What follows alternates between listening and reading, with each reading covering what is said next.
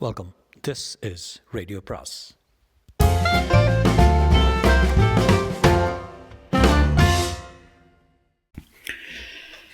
அனைவருக்கும் அன்பு வணக்கம். கல்கியின் பார்த்திபன் கனவு அத்தியாயம் 21. வள்ளியின் சாபம். பொன்னனுடைய குற்றச்சாட்டை கேட்டபோது மாரப்பன் திடீரென்று 1000 தேள் கொட்டியவனைப் போல் துடித்தான். பொன்னனை பார்வையாலே எரித்து விடுகிறவனைப் போல் ஒரு கணம் கடூரமாக பார்த்தான். பின்னர் திரும்பி தலையை குனிந்து கொண்டான். கோவதே, இதற்கு என்ன சொல்கிறாய் என்று சக்கரவர்த்தி இடிக்குரலில் கேட்கவும் மாரப்பனுக்கு மறுபடியும் தூக்கி வாரி போட்டது. ஆத்திரத்தினாலும் கோபத்தினாலும் அவனுக்கு அழுகை வந்து விட்டது. பிரபு, இவன் சொல்றது பொய் பொய் பொய். இளவரசனை தூண்டி விடல. இவர்களுடைய சதி ஆலோசனை பற்றி நன்றாக தெரிந்து கொள்வதற்காக சிறிது காலம் இவர்களுக்கு உதவியாக இருப்பது போல நடித்தேன், அவ்வளோதான்.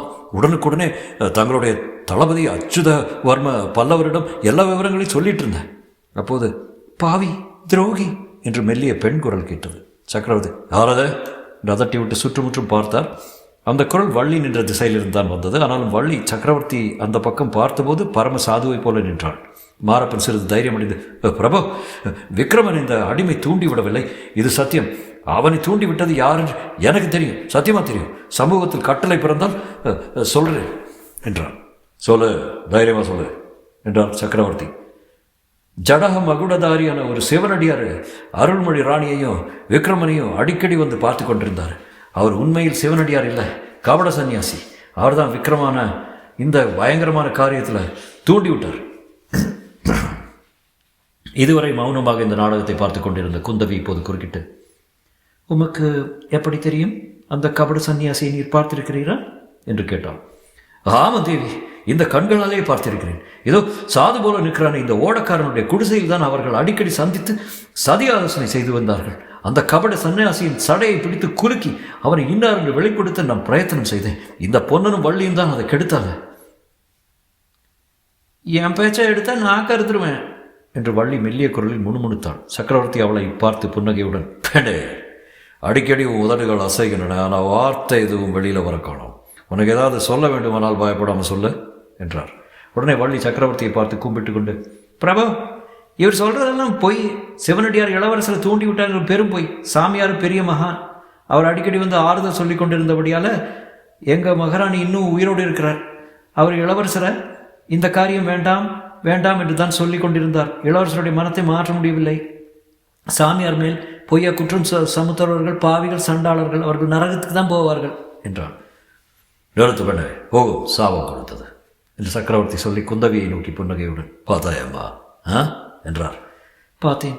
அந்த சாமியாரின் மந்திரத்தில் இந்த பெண்ணும் நன்றாய் மயங்கி போயிருக்கிறாள். இவர்களில் ஒருவராவது முழுவதும் உண்மை சொல்வதாக எனக்கு தோன்றவில்லை அப்பா. ஒவ்வொருவரும் மனதில் ஒரு நோக்கத்தை வைத்துக்கொண்டு பேசுகிறார்கள் என்றாள் குந்தவி. அப்போது சக்கரவர்த்தி மாரப்ப பூபதியை பார்த்து, பூபதே, உண்மையில் ஏற்பட்ட சந்தேகம் தீரவில்லை. போனால் போகிறது என்று இந்த தடவை மன்னித்து விடுகிறேன். சேனாதிபதி பதவிக்கு நீ இப்போது ஆசைப்படுவது வீண். அந்த பதவிக்கு உன்னுடைய தகுதியை இனிமேல் தான் என்று நிரூபிக்க வேண்டும். அதுவரையில் உன் பேரில் வேறு குற்றம் ஏற்படாதபடி பார்த்துக் கொள்ள வேண்டும். தெரிந்ததா? இப்போது நீ போகலாம் மிக கடுமையான குரலில் கூறினார். மாரப்ப பூபதி சப்த நாடி முடுங்கியவனாய் வெளியேறினான். அந்த சமயத்தில் ஒரு சேவகன் உள்ளே வந்து சக்கரவர்த்திக்கு அடிபணிந்து ஒரு ஓலையை நீட்டினான். சக்கரவர்த்தி அதை வாங்கி பார்த்ததும், ஒடக்காரா, நீ உன் மனைவியும் இப்போது போகலாம். பிறகு உங்களை கவனிக்கிறேன். உன் மனைவியை அந்த சிவனடியார் விஷயத்தில் மட்டும் கொஞ்சம் ஜாக்கிரதையாக இருக்க சொல்லு. அவருடைய மந்திரத்தில் அவள் ரொம்ப மயங்கி இருக்கிறாள் போல் தோன்றுகிறது என்றார். அப்போது வள்ளியின் முகத்திலே நாணத்தின் அறிகுறி தோன்றியது. திடீரென்று அது புன்னையாக மாறியது. தலை குனிந்த வண்ணம் சக்கரவர்த்தியை கடைக்கண்ணால் பார்த்து கொண்டே அவள் பொன்னனை தொடர்ந்து வெளியே சென்றாள். சக்கரவர்த்தி அவர்கள் வெளியேறிய திசையை பார்த்த வண்ணம், நானும் எத்தனையோ பெண்களை பார்த்திருக்கிறேன், இந்த வள்ளியை போல என்று ஏதோ சொல்ல ஆரம்பித்தார். அது இருக்கட்டும் அப்பா, ஏதோ ஓலை வந்ததே, அது என்ன என்று குந்தவி கேட்டார். போலி சிவனடியாரை பற்றி இத்தனை நேரம் பேசிக் கொண்டிருந்தோம் அல்லவா? உண்மையான சிவனடியார் இப்போது வருகிறார். நகருக்கு வெளியே சென்று அவரை நாம் எதிர்கொண்டு அழைத்து வர வேண்டும் என்றார் சக்கரவர்த்தி. அவர் யார்? அப்படிப்பட்ட உண்மையான சிவனடியார்? அப்பா, ஒருவேளை நமது அப்பர் பெருமானோ? அவரை பற்றி அன்று கொஞ்சம் அவசாரமாக நினைத்தேன். அடிகளை மறுபடியும் தரிசித்து அவரிடம் மன்னிப்பு கேட்க வேண்டும் என்றார் குந்தவி. குழந்தையாகி நீ அவசாரமாக நினைத்தினால்தான் அவருக்கு என்ன குறைவு நடந்துவிடப் போகிறது? எப்போதும் சிவானந்தத்திலே திளைத்திருக்கும் மகாரவர் கொஞ்சம் கூட அதை பற்றி உனக்கு கவலைப்பட வேண்டாம் குழந்தாய். இப்போது வரப்போகிறவர் அப்பார் பெருமானார் பரஞ்சோதி அடிகள். யார்? உங்களுடைய பழைய சேனாதிபதியா? உங்களுடன் வாதாபிக்கு வந்து புலிகேசியை வெல்ல உதவி புரிந்தவரா? அவர் உதவி புரியவில்லை குந்தவி, அவர்தான் புலிகேசியை வென்றவர். புற்றிலிருந்து ஈசல் கிளம்புவது போல கிளம்பிய சளுக்கர் படைகளை துவம்சம் செய்தவர்.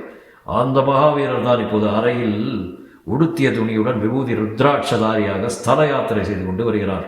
தமது பெயரை கூட அவர் மாற்றிக்கொண்டு விட்டார். சிறு தொண்டர் என்று தம்மை சொல்லிக் கொள்கிறார். அவர் ஏன் சேனாதிபதி பதவியை விட்டார்? அவருக்கு ரொம்ப வயதாகிவிட்டதா என்று குந்தவி கேட்டார். இல்லை, அவருக்கு அப்படி ஒன்றும் வயதாகவில்லை. அவர் சேனாதிபதி பதவியை விட்ட காரணத்தை இன்னொரு சமயம் சொல்கிறேன். இப்போது அவர் வரும் நேரமாகிவிட்டது என்றார் சக்கரவர்த்தி. பிறகு குந்தவி, பரஞ்சோதியுடன் கூட அவருடைய தர்ம பத்தினியும் யாத்திரை செய்து வருகிறார். அவர்களை எதிர்கொண்டு அழைத்து வரலாம். நீ வருகிறாயா என்று கேட்டார். அவசியம் வருகிறேன் அப்பா. அவர்களை பார்க்க வேண்டும் என்று எனக்கு எத்தனையோ நாளாக ஆசை என்றார் குந்தவி. அத்தியாயம் 22. சிறு தொண்டர். உறையூருக்கு மேற்கே காவிரி நதியிலிருந்து சற்று தூரத்தில் ஒரு அழகான தாமரை குளம் இருந்தது.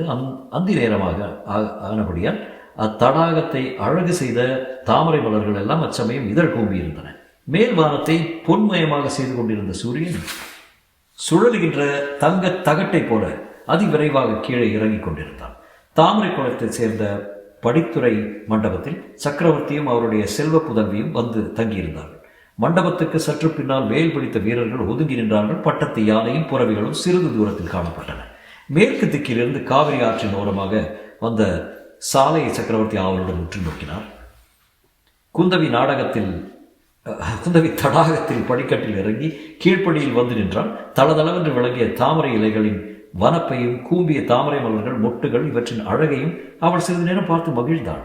தாமரை இலைகளின் மேலே முத்து முத்தாக தண்ணீர் துளிகள் நின்றதையும் இளங்காற்றில் தாமரை இலைகள் அசைந்தபோது அந்த முத்துக்கள் அங்குமிங்கும் ஓடி சில சமயம் பிரிந்தும் விளையாடியதையும் பார்த்து கழித்தாள். அப்போது தடாகத்தில் தெளிந்த நீரில் பிரதிபலித்த அவளுடைய உருவமானது தற்செயலாக அவள் பார்வை கவர்ந்தது. சந்தன நிற தந்தத்தினால் செய்தவை போல் விளங்கிய குந்தவியின் அழகிய நீண்ட புஜங்களும் பங்கஜ மலர் பாதங்களும் பளிங்கு போல தெளிந்த தண்ணீரிலே பிரதிபலித்த போது பன்மடங்கு வனப்பும் சோபையும் பெற்று விளங்கின. குந்தவி தன்னுடைய பிம்பத்தை தானே பார்த்த வண்ணமாக சற்று நேரம் ஸ்தம்பித்து நின்றாள். அந்த காட்சி கைதேர்ந்த சிற்பி ஒருவன் செய்த அற்புத அழகு வாய்ந்த தங்க பதுமை ஒன்றை உயர்ந்த ஆடை ஆபரணங்களால் அலங்கரித்து அக்குளக்கரையில் நிறுத்தி வைத்திருப்பது போல தோன்றியது. திடீரென்று தந்த பதுமைக்கு உயிர் வந்தது போல குந்தவி ஒரு நீண்ட பெருமூச்சு விட்டால். அவளுடைய மேனி அழகை பற்றி அவரிடம் ஏற்கனவே பலர் பிரஸ்தாபித்ததுண்டு. தாய்மார்கள் சொல்லியிருக்கிறார்கள், தோழிகள் அடிக்கடி கூறியிருக்கிறார்கள், சித்திரக்காரர்களும் சிற்பிகளும் வியந்து பாராட்டியிருக்கிறார்கள். அப்போதெல்லாம் குந்தவி மேற்படி பாராட்டுதல்களை பொருட்படுத்ததே இல்லை. ஆனால் இப்போது அவள் தன் மேனி அழகை பற்றி தானே சிந்திக்க தொடங்கினாள். தோழிகள் அழகை பற்றி சொல்வதெல்லாம் வெறும் புகழ்ச்சி அல்ல, விளையாட்டும் அல்ல, உண்மைதான். ஆனால் இந்த அழகினால என்ன பிரயோஜனம் என்று அவளுடைய உள்ளத்தில் ஒரு கேள்வி எழுந்தது. அடுத்தாற்போல், ஆஹா, அந்த ராஜகுமாரனுக்கு இந்த உறையூர் தானே, அவன் மட்டும் இப்போது என் அருகில் நின்று கொண்டிருந்தான் என்னும் எண்ணம் உண்டாயிற்று. இதை அடுத்து இன்னதென்று விவரிக்க முடியாத மனக்லேசம் ஏற்பட்டது. இந்த அலங்காரங்கள்லாம் என்னத்திற்காக? நாளை முதல் ஆபரணம் ஒன்றும் அணிந்து கொள்ளக்கூடாது. இவற்றினால் என்ன பிரயோஜனம்? அழகு அதிகமாகி விடுகிறதா? இருக்கிற அழகு போதுமே என்றெல்லாம் சிந்தனைகள் தோன்றின. இப்போது இதெல்லாம் எடுத்து எறிந்து விடுகிறேனே என்று தலையில் சூடியிருந்த ஆபரணங்களை முதலில் எடுக்கப் போனாள். அப்போது திடீரென்று அவருடைய தந்தையின் குரல், குந்தவி, நீ ஓடிவா என்று விரைந்து அழைத்தது காதில் விழுந்தது. தன்னை மறந்த சிந்தனையில் ஆழ்ந்திருந்த குந்தவி திடுக்கிட்டு தந்தை இருந்த பக்கம் நோக்கினாள். அதோ பார் குந்தவி, சிவிகை வருகிறது, என் அருமை சிநேகிதர் வருகிறார், பல்லவ சேனாதிபதி வருகிறார், சளுக்கரை முறியடித்து புலிகேசியை கொன்ற மகாவீரர் வருகிறார். உறையூருக்கு நாம் இந்த சமயம் வந்தது எவ்வளவு நல்லதாய் போயிற்று. இவ்விதம் ஊரிலிருந்து உறவினர் வரக்காணும் சின்னஞ்சிறு குழந்தையை போல சக்கரவர்த்தி அளவற்ற உற்சாகத்துடன் சொல்லிக்கொண்டே போனார். அவர் அவ்வளவு குதூகலம் கொண்டதை குந்தவி அதற்கு முன்னால் கண்டதே இல்லை. சிறிது நேரத்திலும் சிவிகை தாமரை தடாகத்தின் அருகில் வந்துவிட்டது. மண்டபத்தில் சக்கரவர்த்தி நிற்பதை கண்டதும் ஏவலாளர் சிவிகையை விரைந்து கீழே இறக்கினார்கள். அந்த சிவிகையிலிருந்து தலையையும் முகத்தையும் நன்கு முண்டனம் செய்தவரும் விபூதி ருத்ராட்ச தாரியுமாக ஆன பெரியவர் ஒருவர் இறங்கினார். அவருடன் ஒரு மூதாட்டி இறங்கினார். அந்த பெரியவர், அரசே சொல்லிக்கொண்டு மண்டபத்தை நோக்கி விரைந்து வந்தார். சக்கரவர்த்தியின் சேனாதிபதி என்று சொல்லிக்கொண்டு மண்டபத்திலிருந்து விரைவாக கீழே இறங்கி வந்தார். சற்று நேரம் ஒருவரை ஒருவர் பார்த்த வண்ணமாக கூப்பிய கரத்துடன் நின்றார்.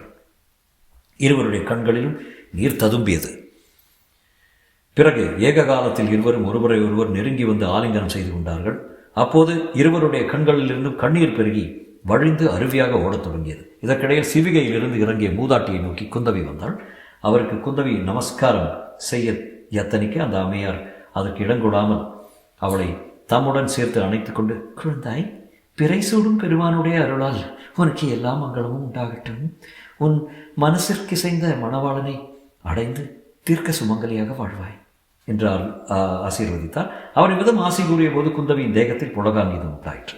பரஸ்பரம் ஆலிங்கனம் செய்து கொண்டு ஆனந்த கண்ணீர் சொரிந்த சக்கரவர்த்தியும் அவருடைய பழைய சேனாதிபதியும் சிறிது நேரத்துக்கெல்லாம் சற்று விலகி ஒருவரை ஒருவர் பார்த்து கொண்டு நின்றார்கள். ஒரே ஒரு நாள் இச்சமயம் வந்தது எவ்வளவு அதிர்ஷ்டம்! இல்லாவிட்டால் உங்களை பார்த்திருக்க முடியாதல்லவா? நீங்கள் தான் என்னை அடியோடு மறந்து விட்டீர்கள். காஞ்சிக்கு வருவதே இல்லை என்றார் சக்கரவர்த்தி. அரசே, தங்களை நான் மறந்து விடுவதா? தென்னாட்டில் நான் தரிசித்த ஒவ்வொரு ஸ்தலத்திலும் தங்களுடைய நினைவு எனக்கு உண்டாயிற்று. இந்த திவ்ய க்ஷேத்திர யாத்திரையில் தாங்களும் என் கூட இல்லையே என்று எவ்வளவோ வருந்தினேன். கடைசியாக பழனிமலையில் எழுந்தருளியிருக்கும் ஆண்டவனை தரிசித்த போதும் தங்களுடைய நினைவுதான் எனக்கு. அவருடைய சந்நிதியில் நான் விரும்பியது உடனே நிறைவேறிவிட்டது. இங்கே வந்ததும் தங்களை பார்த்தேன். சேனாதிபதி பிரபு, என்னை அவ்விதம் அழைக்க வேண்டாம். பரஞ்சோதி, அது என் பூர்வ ஜன்ம பெயர். அதை இப்போது கேட்க பிடிக்கவில்லை. கேளும் சிவபக்தரே. அவ்வளவு பெருமைக்கு நான் உரியவன் அல்லன் பிரபு.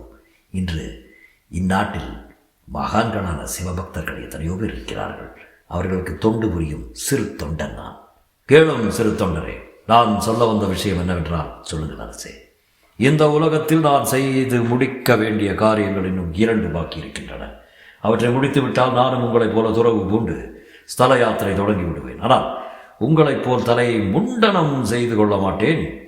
பார்த்தவர்கள் வசிஷ்டரோ விஸ்வாமித்திரரோ அல்லது அகஸ்திய முனிவர் தானோ என்று பிரமிக்கும்படியான ஜடாமகுடம் தரிப்பேன் என்று சொல்லி சக்கரவர்த்தியின் நகைக்க சிறு தொண்டரும் கூட நகைத்தார்.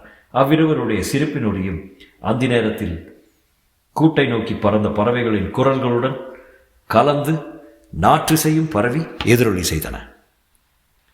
அத்தியாயம் 23. நள்ளிரவில். அன்றிரவு ஏறக்குறைய 1:30 ஜாமமான போது உறையூர் நகரில் நிசந்தம் குடிகொண்டது. வீதி முனைகளில் கல் தூள்களின் மீது எரிந்து கொண்டிருந்த அகல் விளக்குகள் ஒவ்வொன்றாக மங்கி அணைய தொடங்கின. உறையூருக்கும் ஸ்ரீரங்கத்துக்கும் இடையில் சென்ற காவிரி நதியின் மேல் காரிருள் படர்ந்திருந்தது. அன்று சுக்லபட்சத்து சதுர்த்தி. போதாதற்கு வானத்தை கருமேகங்கள் மூடியிருந்தன. 2 மழைத்தூரலும் விழுந்தது. அத்தகைய காரிருளில் காவிரி நதியின் ஓரமாக ஜலத்தை கிழித்து கொண்டு படகு செல்லும் சலசலப்பு சத்தம் கேட்டது. கொஞ்சம் உற்று பார்த்தோமானால் ஒரு சிறு படகு கிழக்கே இருந்து மேற்கே கரையோரமாக போவதை காணலாம். படகில் யாரோ ஒருவர் உட்கார்ந்திருப்பதும் மங்கலாக தெரிகிறது. கரையில் நின்ற வண்ணம் ஒருவர் படகை கயிற்றினால் இழுத்து கொண்டு போவதும் புறப்படுகிறது. இன்னும் கொஞ்சம் நெருங்கி பார்த்தோமானால் அவர்கள் இருவரும் நமக்கு தெரிந்த புள்ளிகள் தான் என்பதை காண்கிறோம். வேறு யாரும் இல்லை. கரையிலிருந்து படகை இழுத்து கொண்டு போகிறவர் படகோட்டி பொன்னன். படகில் உட்கார்ந்திருப்பது வள்ளிதான். வள்ளியின் கையில் ஒரு சிறு கூடை இருக்கிறது. அதற்குள் அகல் விளக்கு ஒன்று மினுக் மினுக்கென்று எரிகிறது. அது அணைந்து விடாமல் வள்ளி தன்னுடைய சேலை தலைப்பால் மறைத்து கொண்டு ஜாகிரதையாக எடுத்து வருகிறாள். அந்த கும்மிருட்டில் பிரவாகத்துக்கு எதிராக படகை மேற்கு நோக்கி இழுத்து கொண்டு போவது லேசான காரியமில்லை. வழியில் படித்துறைகளும் நதிக்கரை மண்டபங்களும் ஓங்கி வளர்ந்து ஆற்றில் கவிந்திருந்த விருட்சங்களும் குறுக்கிட்டன. ஆனாலும் பொன்னன் சிறிதும் தளர்ச்சி அடையாமல் மேற்படி தடங்களில் எல்லாம் தாண்டி படகை இழுத்து கொண்டு போனான். படகுக்கு பின்னால் சுமார் 300 அடி தூரத்தில் ஒரு நெடிய உருவம் வந்து கொண்டிருந்தது. படகு நின்ற போதெல்லாம் அதுவும் நின்றது. படகு மேலே சென்றால் அதுவும் தொடர்ந்து வந்தது. கொஞ்சம் நெருங்கி பார்த்தால் இந்த உருவமும் நமக்கு தெரிந்த மனிதனின் உருவம்தான் என்பதை காண்கிறோம். ஆமாம், மாரப்ப பூபதி தான் அப்படி பொன்னனுடைய படகை நள்ளிரவில் தொடர்ந்து வந்து கொண்டிருந்தான். அவனுக்கு பின்னால் இன்னும் கொஞ்ச தூரத்தில் அதே நதிக்கரை ஓரமாக இன்னொரு உருவம் சத்தம் செய்யாமல் வந்து கொண்டிருந்தது. ஜடாமகுடம் தரித்த சந்நியாசியின் உருவம் அது. ஆம், போர்க்களத்தில் பார்த்திவனுக்கு வரமளித்தவரும் பொன்னன் குடிசையில் நாம் சந்தித்தவருமான அதே சிவனடியார்தான். ஏறக்குறைய நள்ளிரவு ஆன சமயத்தில் பொன்னன் படகை நிறுத்தி மிகவும் மெல்லிய குரலில், "வல்லே, இறங்க, வந்துட்டோம்" என்றான். அதே சமயத்தில் ஸ்ரீரங்கநாதரின் ஆலயத்தில் அர்த்தஜாம பூஜைக்குரிய மணிச்சத்தம் ஓம் ஓம் என்று கிளம்பி நள்ளிரவில் நிசப்தத்தை மீறிக்கொண்டு வான வெளியெங்கும் வியாபித்து எதிரொலி செய்தது. பொன்னனுக்கும் வள்ளிக்கும் உடம்பு நடுங்கிற்று. "நாள சகுனா, வள்ளே, காரியம் ஜெயந்தான், சீக்கிரம் இறங்க" என்றான் பொன்னன். வள்ளி விளக்கு கூடையை ஜாக்கிரதையாக எடுத்துக்கொண்டு படகிலிருந்து இறங்கினாள். பொன்னன் படகை அங்கிருந்த மரத்தின் வேரில் கட்டினான். பிறகு இருவரும் கரை மேல் ஏறினார்கள். அங்கே ஒரு நீண்ட மதிர்ச்சுவர் இருந்தது. அந்த சுவரில் ஒரு வாசற்படி காணப்பட்டது. அதன் கதவு பூட்டி இருந்தது. பொன்னன் தன் மடியிலிருந்து ஒரு கொத்து சாவியை எடுத்து சாவியினால் பூட்டை திறந்தான். இருவரும் கதவை தள்ளிக்கொண்டு உள்ளே பிரவேசித்தார்கள். கம் என்று செண்பகப்பூவின் நறுமணம் வந்தது. பாத்தியாவல்லே செண்பகப்பூ வாசனைய? இந்த அரண்மனை தோட்டத்துக்குள்ளே இதுக்கு முன்னே நீ வந்தது கிடையாதே என்றான். இறையாத என்றாள் வள்ளி. பொன்னன் மறுபடியும் கதவை சாத்தி உட்புறம் தாளிட்டான். பயப்படாத, என் பின்னோடு வா. நீ சத்தம் போடுவது தான் எனக்கு பயம். இருவரும் அந்த செண்பக தோட்டத்துக்குள் புகுந்து சென்றார்கள். சிறிது நேரத்துக்கெல்லாம் அதே மதிலில் வாசற்படி அண்டை மாரப்ப பூபதி வந்தான். கதவின் வெளிப்புற நாதாங்கியை இழுத்து மாட்டினான். பிறகு அவன் நதியில் இறங்கி பொன்னன் மரத்தின் வேரில் கட்டியிருந்த படகை அவிழ்த்து ஆற்றோடு மிதந்து போகும்படி இழுத்து விட்டான். பின்னர் மதிர்ச்சுவர் ஓரமாக மிக விரைவாக சென்று நின்றான். படகு கரையோரமாக மிதந்து கொண்டு சிறிது தூரம் போயிற்று. அங்கே வந்து கொண்டிருந்த சிவனடியார் அதை பிடித்து நிறுத்தினார்.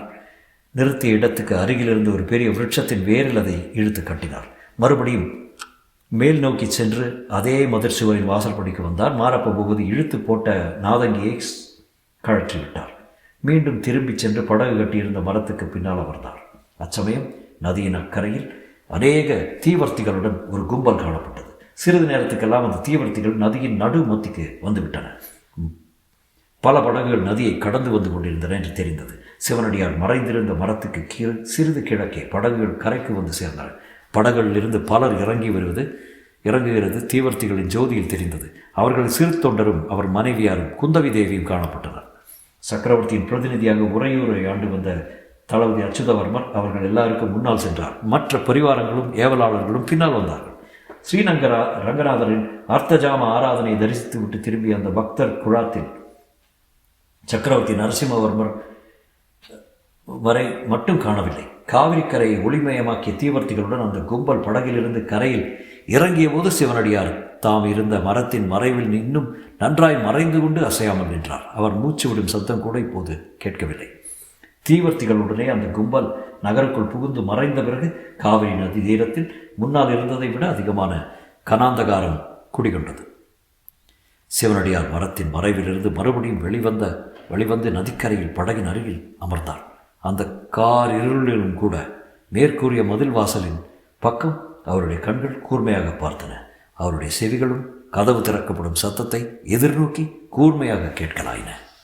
தொடரும்.